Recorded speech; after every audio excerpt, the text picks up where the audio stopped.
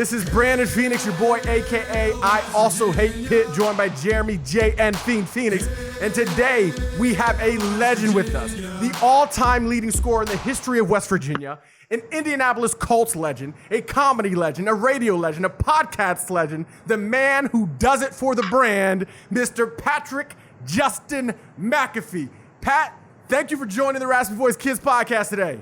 Hey, that was one of the best intros I've ever heard in my entire life. After following you guys on the internet and watching you grow and grow up, I am honored to be here. What a freaking intro by you right there. And what freaking self-control to give yourself the edit. I appreciate that. This is I love it, man.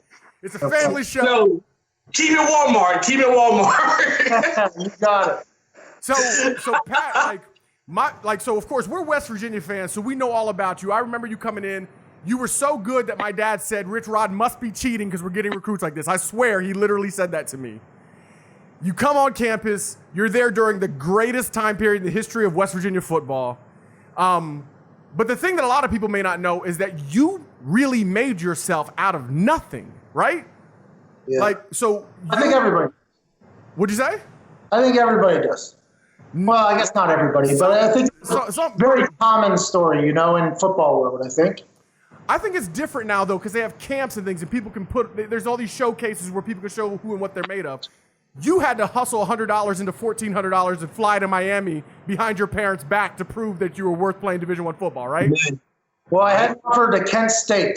So Kent State was the only school that offered me. I had more schools were looking at me. By the way, thanks for all those compliments. I was very lucky to be on that team. We had a lot of great times, and I think West Virginia fans, I hope they had a lot of great times too. Couches weren't just burning in Morgantown. That was all over the state, and we took a lot of pride in that as well. But it was one of those things where Kent State was the only school that offered me. My high school team wasn't great. We weren't really good. A lot more people were looking at me for soccer than football. But a business decision was made between my family and I that I'd rather take 3 steps and make a lot of money than run 7 miles and make a lot of money in soccer. So kicking was the way to go. Kent State was the only place that was looking at me. And then a month before signing day, I got invited to a kicking contest. It was expensive. My dad and mom said no because it was like $1,500. I already had a scholarship offered at Kent State. I already committed to them. So my dad was like, yeah, it's not a loyal move. It's expensive. There's no way in hell you're going to Miami. So that was back when the World Series of Poker was big. I go play in a very shady game in an Italian restaurant basement. $100 I rented from one of my friends, borrowed from one of my friends, became $1,400, had to hang on until like 3 a.m. Got out of there, went to the camp, kicked a 65-yard field goal, missed a 70-yard field goal wide right. Tony Gibson showed up in my cafeteria, school cafeteria the next morning, and that's all she wrote. I get to be a Mountaineer for the next 4 years and ride on Steve Slayton, Pat White, Owen Schmidt, Darius Raynaud, Reed Williams, all coattails, and enjoy the hell out of the ride. You made one mistake in that story. You're not a Mountaineer for 4 years. You are a Mountaineer for life. Once a Mountaineer, always a Mountaineer, brother. You know that. Hey, I was going to say, God's plan. God's plan. You know what it is. I got real lucky with the hand that I got. It was a Jacks full of 9 full house. I remember like it was yesterday. I was a little like 17, 18-year-old. I think I was 17 at the time. I was a 17-year-old kid just sitting in his basement with all these old men smoking cigars. And like straight out of a movie. I just swore. I'm so sorry. That's on me. Hey, look, we can take care of that, man. It's the magic. You know how the magic works. We can take care of that. Absolutely. So one of the things we talked about was the fact that you've climbed. So like you're a kicker who gets a scholarship offer in high school. Your high school's not that great, so I'm sure there weren't a whole lot of scholarships being offered out to Division I programs, right? No. Then you get to Morgantown. You're part of this juggernaut, and it's a different level of fame. And we know how West Virginia is about sports, but like you became a Morgantown legend. On the board, you're getting nice one, Patrick, right? Like you were probably the most popular kicker in the country when it comes to college football at that point. Then you become a Colt. Then you're on Bob and Tom and you're doing comedy and you become, like there are different levels of fame. What is it like going to each stage? Like how did you deal? Like were you ever surprised? Was it ever a shock? Were you surprised when people recognized who you were, when you were getting free drinks, or when you get to the Colts and people are buying you dinner? Or now that you're being asked to drive the pace car for the Indianapolis 500, like what's it like at each level of that? It's very interesting. So in college, nobody really had a clue who I was. Although in Towers, I was the only freshman that played first week against Syracuse. Pat White they didn't have yet. Adam Bednarik was playing, and Steve Slayton wasn't in the lineup yet. So I was literally the only freshman in Towers that first week. We debuted on Syracuse, too, on national TV. So I turned into quite a monster quickly there with Facebook being in its first year as well. I was going out a lot. I mean, I was going out a lot. I was a bit of a bag. I didn't treat my role with enough respect as I should have. And for that, I got humbled at West Virginia, which became a big part of my life. I think whenever you get humbled, that becomes a big deal. So then whenever I get drafted to the Colts to become a punter, I had already dealt with any type of situation, of whether it's people liking you a lot, people hating me a lot. So I found a nice happy medium. After you get humbled, it's a really nice situation. And I'm obviously speaking after that Pitt game. I got humbled. Oh, we do not discuss that game on this show. Absolutely not. Hey, if it means anything, that's really the only thing that ever gets mentioned to me from WVU folks on the internet. I appreciate that, but that humbled me. So then whenever I get to Indianapolis, I was just there to work. I was just nose down or head down, ready to work. And then I went out drinking with Peyton Manning one night. And he enjoyed the way I could put down. Morgantown set me up for that situation. They became friends with him. Everything just kind of started falling into place. Then I get arrested for being drunk. And everybody in Indianapolis was basically like, that's our guy. That's our guy. Was that night? It was a year and a half later. Excuse me.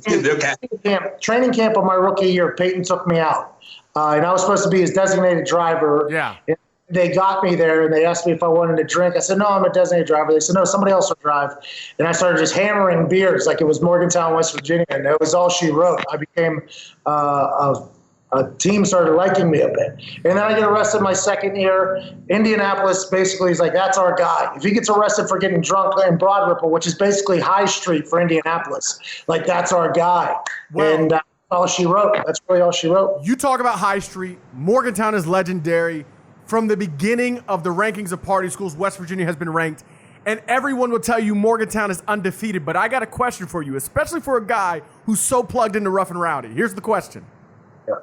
Could Jim Irsay defeat Morgantown? That's a hilarious thought.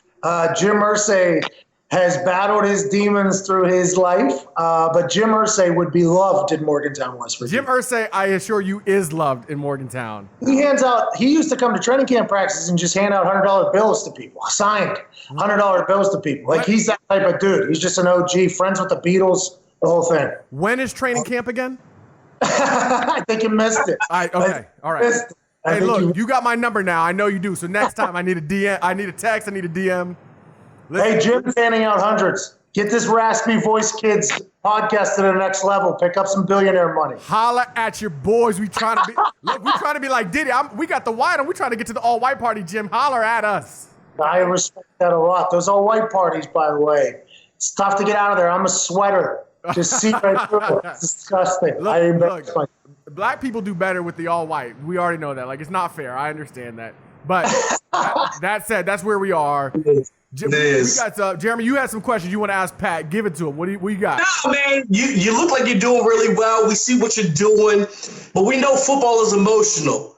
I mean, like, college, you had your highs and your lows, and in the pros, you had your ups and your downs. How have you been able to manage the lows on and off the field in both instances? So I think my lows are really the thing that kind of hardened me, if that makes sense. It's really, instead of like running from it, which I thought about transferring in college. And then in the NFL, after I got arrested, I thought about just disappearing, because that's how you feel whenever you embarrass your family like that. And you're saying that you had memory issues? What's that? You're saying, like, Urban Meyer, you had memory issues? No, yeah, well, I don't know if those are the same things as Urban Meyer. Mine were Jose Cuervo induced. But I don't know if that's Urban Meyer's excuse. But for me, it kind of hardened me, you know. I think it was the things that kind of led me to mature quicker. I kind of realized that I was being like a bag and kind of move forward. And it just everything that you go through is a learning experience. And for me, I just got to the point where football taught me more about life than anything I'd ever been around. I didn't play football growing up. So when I got to WVU, that was my first football practice I ever went to. So it's like I learned a lot about life through football. And then I've carried that into my next career here. And I also knew that my time had probably come to an end in the NFL as well. It just felt like I'm about done here. I was getting fined for tweets. It was turning into a new league. And I was like, you know what? I'm a huge NFL fan, but I don't think this place is for me anymore. So now I just kind of bebop through life, man, and just kind of not let much get to me. And Goodell is not at training camp handing out $100 bills that he signs, right? He's taking them from everybody. Yeah. These fines are outrageous, dude. He might fine us if he hears this whole conversation with Jim Irsay in Morgantown. I don't know. We got to be careful. You got to watch it. The Shield is one that they keep protected with a lot of money and lawyers. They do. Look, man, look, Pat, you have so much energy. You have so much flair. Like, for me, I know for a fact, when you saw Ray Lewis come out and do his dance, like, before games, you were pumped up. Or even if you looked at, like, the Bulls in the 90s, you know, when they started and, you know, you're at the United Center and it's, you know, going on and they're introducing Michael Jordan, that was amazing. My question to you is there a better entrance into sports than when the lights go out and you hear boom and the Undertaker comes out? I'll tell you what, the Undertaker entrance is one of the greatest of all time. And when you talk about Ray Lewis, and all those entrances, I grew up a diehard WWE fan. I enjoy the entertainment value of it. Deion Sanders, Randy Moss, those are the guys that are my favorite football players because they were entertaining. So I love that type of stuff. I love the theatrics, and I love the thought that although this is a game, it's entertainment. Undertaker's entrance is definitely an incredible one. But I don't think there's anything better than letting that glass break.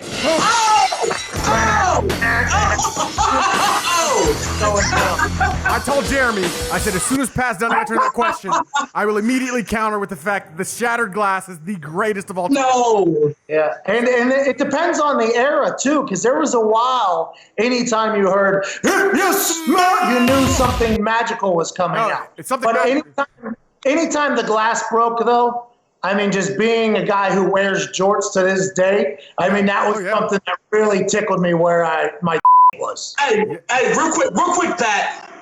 Stone Cold or The Rock? Got to make it pick. One of the two. See, I think I have the mentality and attitude of Stone Cold, but I have the mouth of The Rock. So those two, I would like to say, formed me as a human, basically. Who's left? So let's say they and created somebody. I would hope it was me. This show is very different than the other shows we've done. I just want to say that up front, Pat. I say that up front. I'm gonna have to do a lot of editing. I'm gonna say that. All right, so we want to do some rapid fire. We know that you have an obligation, so we want to get through this, but we got some rapid fire questions for you. So you ready for this? We're gonna go quick. Yeah, thank you for having me on, by the way. My life is an insane one, and I know you guys are as well. So I thank you for having me on and us making this happen. And putting me on that wish list was one of the coolest things anybody's ever done for me. I appreciate it. Well, it wasn't fake. It's real. Like Jeremy and I talked about that. It's 100, and we got flack for who we had where. And I was like, look, this is our list. Okay, you get your own podcast and make your own list. Yeah, listen, you make your own list. I don't give a about your list. This is my list. Amen. That's just like you tell your wife, right? Like you wear the pants, you wear the jorts. Not correct. Is that not how that goes? Everything. She is the boss. Maybe, I don't know. Maybe that's why I'm divorced. I don't know. Anyway, let's go down the list. All right, here we go. Number 1, did Urban deserve to be fired? Such an interesting thing. I don't know all the information about it. I don't know all the information. Rapid fire, yes or no? Yes or no? I don't know, man. I think there's so many deeper things to the world these days. I think nowadays, what he did was terrible. So yes, I think a man who's getting paid that much money representing that big of an institution and is that big of a platform, you would hope that they would make the right decision for all parties involved. Yes, I think he should have probably been dismissed. Boom. Boom, number 2. Would you start Baker Mayfield game 1? Yes. Kobe or LeBron? LeBron, not even close. Hogan or Flair? Woo! Kim Kardashian or J-Lo in their prime? I think, so it's such an interesting thing because J-Lo was an actress, musician, professional dancer. It seems as if she's the most talented human, maybe entertainer, you got to go with J-Lo, but you have to respect the Kris Jenner Kardashian hustle, but J-Lo, I think, is the winner there. Can't knock the hustle. Dave Chappelle or Kevin Hart? Ooh. Personally, I'm a storyteller, so I relate more to Kevin Hart than Chappelle, but the Chappelle show was the greatest thing my eyes had ever seen when I was younger. I'm going to go with OG Chappelle. All right, I'm with you, OG Chappelle. Should the NFL make quarterbacks two-hand touch? It seems like they're doing that already. I don't like it. Best Pop-Tart? S'more. Poor decision. Toy Story. What, you going cinnamon? You going cinnamon? I'm going strawberry. The number one. Strawberry is the number one selling Pop-Tart in the history of Pop-Tarts. Yeah, that's basic. That's what that means. That's basic. That's a basic. Brown sugar, baby. Yeah. Brown sugar. All right. S'mores are underrated. Never get talked about. It's good. Jeremy says s'mores is his second, and they're not even on my list, but I'll let you guys make poor decisions. It's okay. It happens. You make basic decisions. Toy Story or Lion King? You can redeem yourself. Toy Story or Lion King? Toy Story. I've never seen Lion King. Oh! No, you think you've never seen it? It doesn't count. It doesn't count. It's not a void. Dude has never seen it. Dude has never seen it. Nope. He would see it if it was worth seeing, but he didn't see Oh, it because it's come not on on now. level. Get on the level. I never watched any Disney movies growing up. So my mom and my lady think that's why I have no feelings. They think that's why I don't get too emotionally invested in watching. So I bet I would have liked Lion King, but Woody, Buzz Lightyear, the whole squad, and Sid the neighbor, really perfect bad guy. Toy Story. It's real simple. Do you want Jonathan Taylor Thomas or Tom Hanks? I mean, that's what we're comparing.